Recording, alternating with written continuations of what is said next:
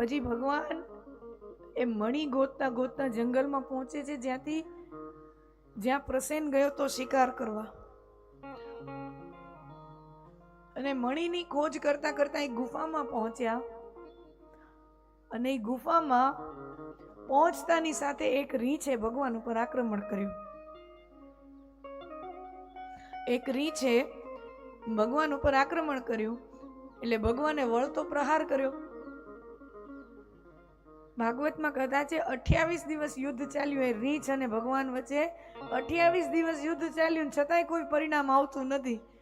અને પછી રીંછે પોતાની તલવાર હેઠી મૂકી દીધી અને સમજી ગયા કે આ કોઈ સાધારણ માનવ ન હોય, સાક્ષાત નારાયણ હોય, જે મારી સામે 28 દિવસ યુદ્ધમાં ટકી શકે. એ કોઈ સાધારણ મનુષ્ય ન હોય. અને એ રીંછ પણ કોઈ સાધારણ નહોતું. રામાયણની રામકથામાં હું ને તમે જેને જાંબુવંતજી તરીકે ઓળખીએ એ જાંબુવંતજીની વાત છે. પૂછ્યું ભગવાન આ બાજુ કેમ આવવાનું થયું? તો કે આવી રીતે એક મણી ગોતતો ગોતતો આવ્યો છું. ની મણી ખરેખર જાંબુવંતજી પાસે હતી. જાંબુવંતજીએ મણી ભગવાનને આપ્યો.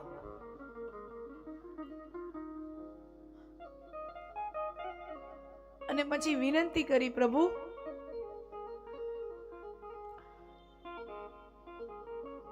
તમે તો તમારા ભક્તની કોઈ ઈચ્છા અધૂરી રહેવા દેતા નથી. અને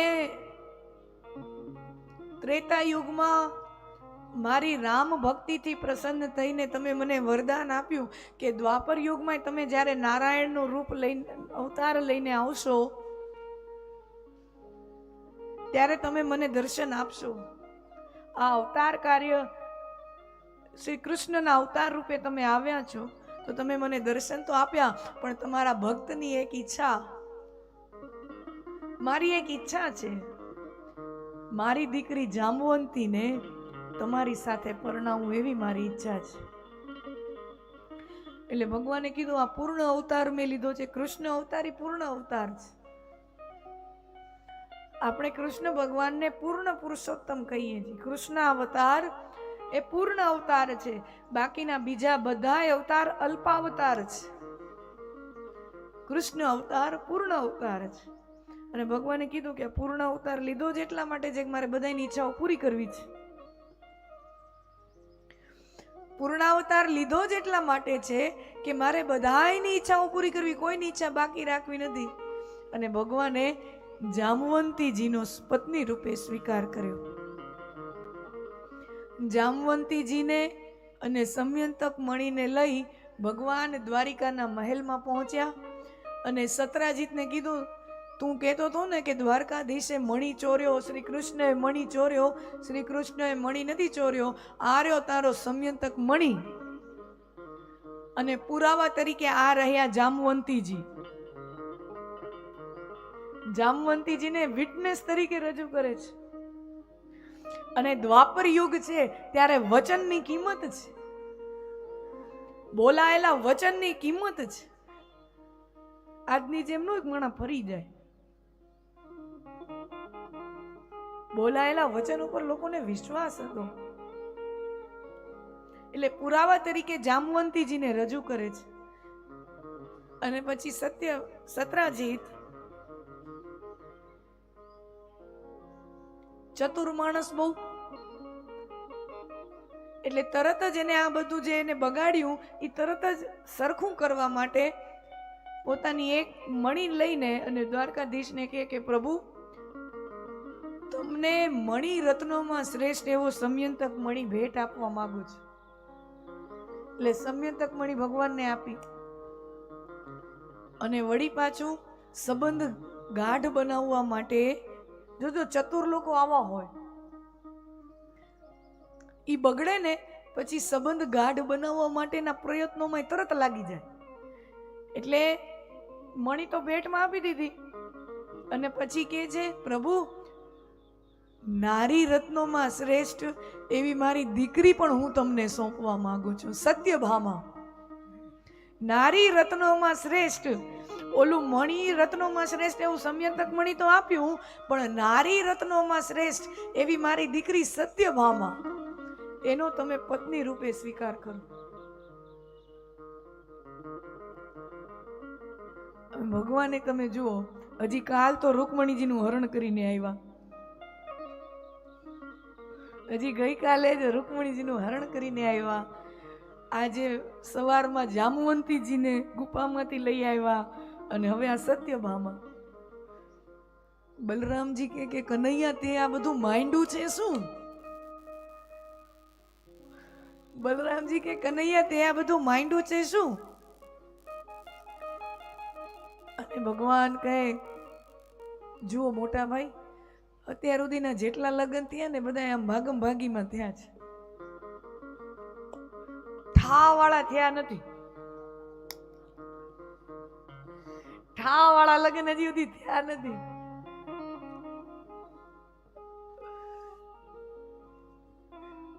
તમને વરરાજાના મોટા ભાઈ બનવાનો લાવો હોય, અહીં વરરાજાનો મોટો ભાઈ હોય, સાફો બાફો બાંધીને આવે, પાઘડી બાગડી બાંધીને આવે, પછી ઓલા વેવાઈ વાળા સ્વાગત કરે, ફૂલની માળા પહેરાવે. વરરાજાનો મોટો ભાઈ જાનૈયા તો વેવાઈ બનીને આવો તો જાનમાં આવો તો સામે વેવાઈ વાળા કેટલું બધું માન પાણી કરે. એટલે ભગવાને બલરામજીને કીધું, તમને હજી વરરાજાનો મોટો ભાઈ બનવાનો, જાન જોડીને જવાનો હજી સુધી લાવો મળ્યો નથી. અહીંયા જો વેવાઈ તમને મોઢામાં રસગુલ્લા ભરાવશે, તમને લાડવા અને રસગુલ્લા, આ લાવો અહીંયા ચૂકવા જેવો નથી, ઈ લાવો અહીંયા મળે એમ છે વરરાજાનો મોટો ભાઈ બનવો હોય તો. સત્યભામાજી સાથે ભગવાનના વિવાહ થયા. મિત્ર વૃંદા, કાલિંદી, લક્ષ્મણા, ભદ્રા, સત્યા, આમ ભગવાનની અષ્ટપટ રાણીઓ.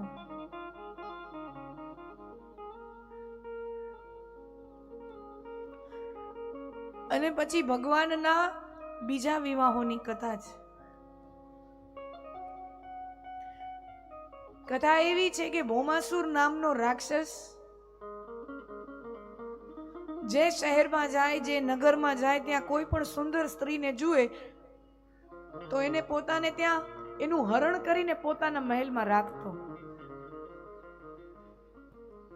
આવી રીતે 16,100 સ્ત્રીઓને એ ભૌમાસુરે પોતાના મહેલમાં રાખી છે. દ્વારકાધીશના કાનમાં આ વાત પડી કે સ્ત્રીઓ સાથે આવો વ્યવહાર ન કરાય, એની લાજ આ રીતે ન લૂંટાય, એની અસ્મિતાનું ખંડન આ રીતે ન કરાય. પેલા તો ભગવાને સમજાવ્યું, પણ ભૌમાસુર માનતો નથી. પછી ભગવાને એના ઉપર આક્રમણ કરી એ અસુરનો વધ કર્યો, અને એના મહેલમાં એને જેટલી સ્ત્રીઓને હરણ કરીને પોતાના મહેલમાં રાખી હતી, એ બધી સ્ત્રીઓને સમાજમાં મુક્ત કરી કે તમે તમારા ઘર પરિવારમાં જાઓ, તમારા માતા પિતાને ત્યાં, તમારા ભાઈને ત્યાં, કે તમારા પતિને ત્યાં, તમારા ઘરે જાઓ અને તમારો ઘર સંસાર નવેસરથી શરૂ કરો. એ સ્ત્રીઓ પોતપોતાના ઘરે ગઈ. કુંવારી સ્ત્રીઓ પોતાના ભાઈના, પોતાના પિતાના ઘરે, પરિણીત સ્ત્રીઓ પોતાના પતિના ઘરે ગઈ. પણ બધાય સ્ત્રીને આવતા જોઈ પોતપોતાના દરવાજા બંધ કરી દે કે તને તો એ ભૌમાસુર ઉપાડી ગયો તો તને અમે ન રાખી, તું તો અપવિત્ર, તને હવે અમે ન રાખીએ, તને ભૌમાસુર લઈ ગયો તો. આવી 16,100 સ્ત્રીઓ ઘર પરિવાર, માતા પિતા, ભાઈ, પતિ, કોઈ પણ આશરા વગરની એ નિરાધાર 16,100 સ્ત્રીઓ સમાજમાં ફરી રહી છે. અને આ સમાજ તો હું ને તમે જાણીએ છીએ. જે સ્ત્રી જાણે કોઈની ન હોય, જાણે કેમ બધાયની હોય એવી નજર રાખે આ સમાજ, આ દુનિયા.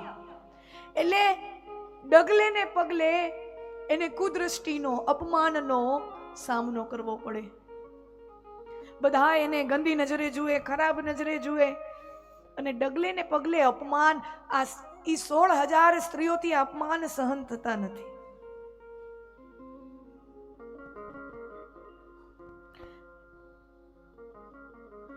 અને ભગવાન પાસે જાય અને પ્રાર્થના કરે છે, પ્રભુ આ અમારી પરિસ્થિતિ, આ અપમાન અમારાથી સહન થતું નથી. તમે જુઓ, ઘણીવાર આપણે કોઈક સારું કામ કરવાનો એ હેતુથી કંઈ કર્યું હોય ને, એનાય અવળા પરિણામ આવે. આપણો ઉદ્દેશ્ય સારો છે, આપણી નીતિ સારી છે, આપણા મનમાં એવો સુંદર ભાવ છે અને એ સુંદર ભાવથી આપણે કામ કરીએ, પણ છતાંય એનું ખરાબ પરિણામ આવે. ભગવાનનો તો ભાવ એવો છે કે આ 16,100 સ્ત્રીઓ આ ભૌમાસુર જેવા નરાધમ રાક્ષસની કેદમાંથી મુક્ત થઈ પોતાના ઘરે જાય તો એનો ઘર સંસાર નવેસરથી શરૂ થાય. એવા શુભ હેતુથી ભગવાને એ સ્ત્રીઓને મુક્ત કરી, પણ એનું પરિણામ અવળું આવ્યું. અને એ જ સ્ત્રીઓ ભગવાનને કહે છે, પ્રભુ આના કરતા તો અમે ભૌમાસુરની કેદમાં હતા ને એ સારું હતું, તમે અમને શું કામ છોડાવ્યા? આના કરતા તો અમે ત્યાં બરાબર હતા. આ અપમાન અમારાથી સહન થતું નથી, આ કુદ્રષ્ટિ, આ ગંદી નજરો અમારાથી સહન થતી નથી. અને ત્યારે ભગવાને એ સ્ત્રીઓને કહ્યું, હે દેવીઓ, તમારી સાથે જે પણ ઘટનાઓ બની એમાં તમારો કોઈ વાંક નથી. તમારું ચારિત્ર્ય નિષ્કલંક છે.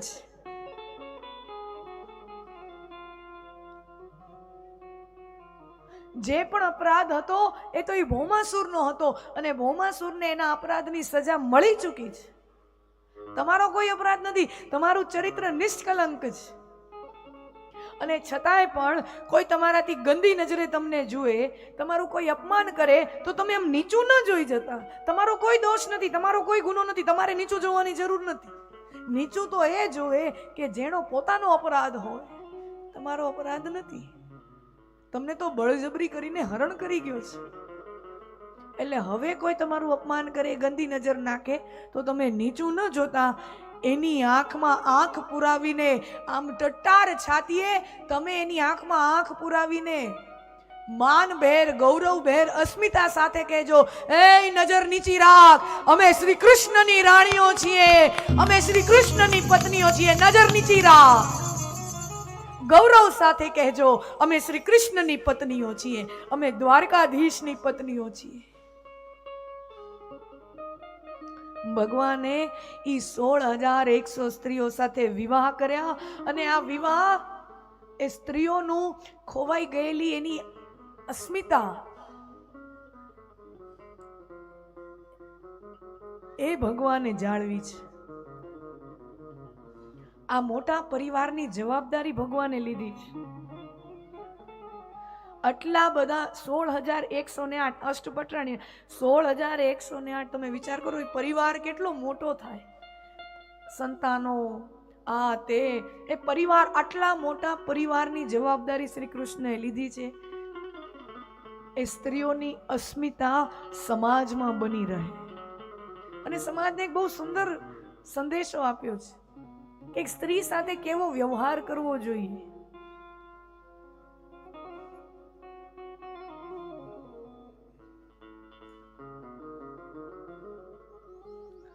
ઈ જ કનૈયો ગોકુળમાં પોતાની બહેનપણીઓ, ગોપીઓ તો સખીઓ કહેવાય, બહેનપણીઓ કહેવાય, જેની સાથે ઘર પરિવાર જેવો સંબંધ છે. એ ગોકુળમાં ગોપીઓ, ગોકુળ આખું ગામ એક પરિવારની જેમ રહેતું, તો એ બધી સખીઓ એકદમ પરિવારના સદસ્ય જેવી કહેવાતી. અને ત્યારે તો ભગવાનની ઉંમર એ કેવી, 7-8 વર્ષની ઉંમર હોય તો ભગવાન હસતા રમતા રમતા 7-8 વર્ષનું બાળક કેમ ઘેલમાં થોડી મસ્તી કરે, થોડીક છેડખાની કરે, તો ઈ બાળકનૈયો 7-8 વર્ષની ઉંમરે પોતાની સખીઓ, પોતાની ગોપીઓના ચીર હરી લે. રમત રમતમાં ગોપીઓનું ચીર હરણ કરી લે. કથા છે એ ગોપીઓના ચીર હર્યા છે. પણ ઈ જ કનૈયો જ્યારે કુરુ સભામાં કોઈ સ્ત્રીની, કુરુકુળની વધુની આખા સમાજની સામે લાજ લૂંટાતી હોય ત્યારે ઈ જ કનૈયો એના ચીર પૂરવા આવે છે. ઈ જ કનૈયો એના ચીર પૂરવા પણ આવે છે. જે કનૈયો પોતે ચીર હરણ કરતો પણ એ કયો મિત્ર ભાવે, સખી ભાવે, એક નિર્દોષ ભાવે, એક રમતના રૂપમાં, એક લીલાના રૂપમાં. પણ જ્યારે સમાજ આખી બેઠી હોય અને કોઈ સ્ત્રીની અસ્મિતાનું ખંડન થતું હોય, એની લાજ લૂંટાતી હોય, ત્યારે દ્વારિકાની મિલમાંથી ત્યાં સાડીઓ પુરાઈ જતી હોય. ये संदेशा है कि हम स्त्रियों के साथ व्यवहार कैसा करें. जहां पे हमारा अधिकार है, जहां पे हमारा प्रेम भाव है, वहां पे हम आनंद करें. लेकिन बाकी स्त्रियों का हमेशा आदर होना चाहिए, सम्मान होना चाहिए. और अगर कोई वो सम्मान बरकरार रखने में निष्फल होता है तो उसको दंड मिलना चाहिए. ભગવાને બધાને દંડ આપ્યા છે. કૌરવોનું તો આખું કુળ નામ શેષ થી નાબૂદ થઈ જાય છે. ભૌમાસુરે જાય છે. આ સંદેશો છે કે સ્ત્રી સાથેનો વ્યવહાર કેવો હોવો જોઈએ.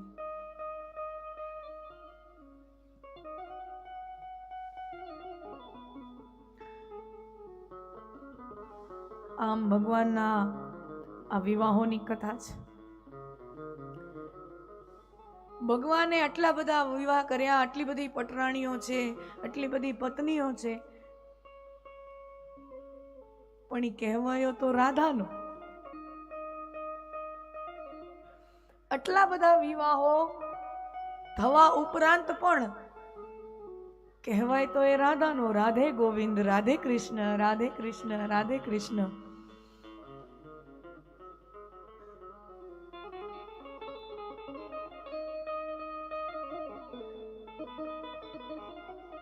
ભાગવતજીમાં ક્યાંય રાધાનું નામ નથી. રાધા શબ્દ કે રાધા નામનો આખા ભાગવતમાં ક્યાંય ઉલ્લેખ નથી. પણ એનો મતલબ એવું નથી કે ભાગવતજીમાં ક્યાંય રાધા છે જ નહીં. શ્રી કૃષ્ણ માટેનો અનંત પ્રેમ છે, એનું નામ છે રાધા. શ્રી કૃષ્ણ માટેની અનંત પ્રતીક્ષા, અને પ્રતીક્ષાનો કોઈ અંત જ નથી. ભગવાન ગયા, ગોકુળ છોડીને મથુરા ગયા, રાધા બસ પ્રતીક્ષામાં બેઠા છે, અને પ્રતીક્ષાનો કોઈ અંત આવ્યો જ નથી. કથા છે ભગવાન ક્યારેય ગોકુળ ફરીને આવ્યા નથી, અને એ પ્રતીક્ષાનો, રાધાની પ્રતીક્ષાનો ક્યારેય અંત આવ્યો નથી, અને રાધાએ ક્યારેય પ્રતીક્ષા કરવાનું છોડ્યું પણ નથી. નહીતર આપણે ન હોય વો આએંગે, રાહ જોઈ થોડાક સમય, આવશે. 2 મહિના જાય, 6 મહિના વીતે, 10 મહિના, 2 વર્ષ પછી તો આપણે રાહ જોવાનું મૂકી દઈ. બહુ થયું કે कितना प्रतीक्षा करेंगे और कितना इंतजार करेंगे. आना है तो आए, नहीं आना है तो नहीं आए. આપણે તો મૂકી દઈ ભાઈ. પણ રાધાએ 100 વર્ષ પ્રતીક્ષા કરી છે, અને ખબર છે કે એ નહીં જ આવે. યદ ગત્વાન નિવર્તન્તે, જે જાય છે એ પાછો ક્યારેય આવતો નથી. ગીતામાં ભગવાન કહી ગયા છે, જે જાય છે એ પાછો આવતો નથી. અને એ સિદ્ધાંત ભગવાનને પણ લાગુ પડે. ભગવાન ગોકુળ મૂકીને ગયા, પાછા આવતા નથી, પણ છતાંય એટલા દશકાઓ વીતી જાય છે અને રાધા પોતાની પ્રતીક્ષા છોડતી નથી. અને ક્યારેય એવો પ્રસંગ નથી બન્યો, રાધા શું કે આખા ગોકુળમાંથી કોઈએ ચિઠ્ઠી લખી હોય ભગવાનને કે ઠપકો, હા અંદરો અંદર પોતે મનોમન ઠપકા આપ્યા રાખે, પણ એ ઠપકો શ્રી કૃષ્ણ સુધી પહોંચવા નથી દીધો કે તું કેમ નથી આવતો, અમે તારી રાહ જોઈ. નહીંતર આપણો એવો ભાવ હોય ને, આપણે બહુ રાહ જોઈને તાકીએ ને પછી આપણે સામે વાળા ઉપર ગુસ્સે થઈ જાય કે ભાઈ બહુ રાહ જોઈ કેમ આવતો નથી. એક પણ વ્યક્તિ ગોકુળનું, એક પણ ગોપી નથી, રાધા નહીં માં યશોદા, નહીં કોઈ ગોપી, નહીં કોઈ ગોવાળ, ગોકુળમાંથી એક પણ વ્યક્તિ, અરે ગોકુળનું એક વ્યક્તિ શું, ગોકુળનું એક પંખીડું ઉડીને મથુરા કે દ્વારકા પહોંચ્યું નથી કે ભગવાન જરાક આવો ને. તમે તમારી પાસે દ્વારકાથી હસ્તિનાપુર જવાનો સમય છે, દ્વારકાથી ઓલી બાજુ મણિપુર જવાનો સમય છે, દ્વારકાથી અરુણાચલ જવાનો સમય છે, દ્વારકાથી ઉજ્જૈન જવાનો સમય છે. તો શું દ્વારકાથી તમારી પાસે ગોકુળ કે વ્રજમાં આવવાનો સમય નથી? હસ્તિનાપુર કેટલી વાર ભગવાનને ધક્કા ખાધા દ્વારકા કથા મહાભારતની જુઓ તો કેટલી વખત ભગવાને હસ્તિનાપુરથી દ્વારકાથી હસ્તિનાપુરના ધક્કા ખાધા. અને હવે હસ્તિનાપુર એટલે દિલ્હીનો એરિયા. હવે દિલ્હી ને મથુરા કે ગોકુળમાં વચ્ચે છેટું કેટલું? 50-60-100 કિલોમીટરનું, 60-70 કિલોમીટરનું છેટું. ભગવાન અહીંયાથી આવડા લાંબા થતા હોય તો 60-70 કિલોમીટર આમ ન જવાય? અને શું સમાચાર ગોકુળમાં નહીં પહોંચતા હોય કે ભગવાન હસ્તિનાપુર में आए हैं? ભગવાનનું આટલું મોટું નામ અને હસ્તિનાપુરની રાજધાની એનું એટલું બધું મોટું નામ, શું સમાચાર નહીં મળતા હોય કે ભગવાન અહીંયા આવ્યા છે? એ ગોકુળની વ્રજવાસીઓની ખાનદાની જુઓ કે ભગવાનના પાસે કોઈ દી ગયા નથી. કારણ કે અમે જઈએ ભગવાનને મળવા તો ભગવાનને તકલીફ થાય. અમે મળીએ તો ભગવાનના અવતાર કાર્યમાં વિક્ષેપ પડે, એને તકલીફ થાય. અને ભગવાનના મનમાં એવો ભાવ થાય કે અરે આ મારા વ્રજવાસીઓ, મારા ગોકુળવાસીઓ મારી રાહ જુએ છે અને હું કેવો કહેવાઉં કે હું એની પાસે જતો નથી. ભગવાનને તકલીફ થાય એવો ભાવ પણ ભગવાનના મનમાં આવે નહીં. એટલે માટે અમે ગોકુળવાસીઓ ભગવાન પાસે જતા જ નથી. અમે અહીંયા બેસીને બસ કૃષ્ણ કથાઓ ગાઈએ પણ ભગવાન પાસે જતા નથી. આ અનંત પ્રતીક્ષા. મને કોઈ પૂછે કે પ્રેમ એટલે શું?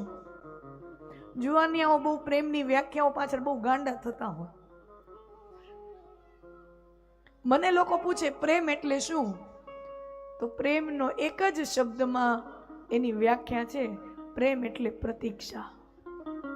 બસ, પ્રેમ એટલે પ્રતીક્ષા. પ્રતીક્ષામાં આવી ગયું. અને જે પ્રતીક્ષા હોય ને એ પ્રેમ બહુ ગાઢ બનતો હોય છે. તમે જો તમે કોઈની રાહ જુઓ ને તો તમારું મન સતત એના ચિંતનમાં હોય. તમે જ્યારે કોઈ વસ્તુની, કોઈ વ્યક્તિની રાહ જોતા હો, તમારું મન સતત એ વ્યક્તિના નામ રટણમાં હોય. અને જે વ્યક્તિ પોતાની પાસે હોય ને એની કિંમત જાજી ન થાય. જે વ્યક્તિ બાજુમાં બેઠો હોય તો યાદ ને, કારણ કે બાજુમાં જ બેઠો છે એટલે એમ થાય કે હવે ઈ તો છે જ. પણ પ્રેમી જે દૂર છે, જેની આપણે રાહ જોતા હોય ને, એનું નામ સતત મનમાં ભમ્યા કરે. હમણાં આવશે, હમણાં આવશે, હમણાં આવશે, એ નામ સતત ભમ્યા કરે. અને જેને બાજુમાં બેઠો હોય ને એને એની કિંમત ન હોય. ये प्रेम हमेशा प्रतीक्षा में प्रेम गाढ़ा बनता है. प्रतीक्षाમાં प्रेम हमेशा मजबूत बने છે.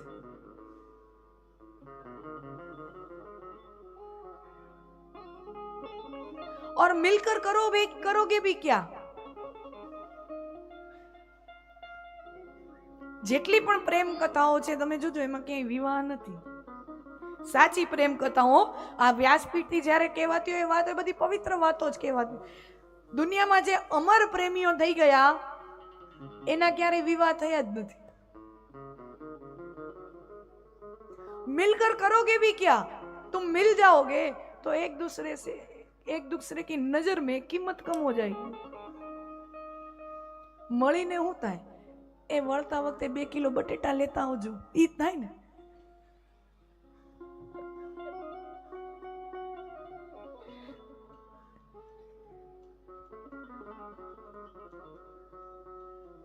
पूरा होके खत्म हुआ सब, जो है आधा वही जिंदा है.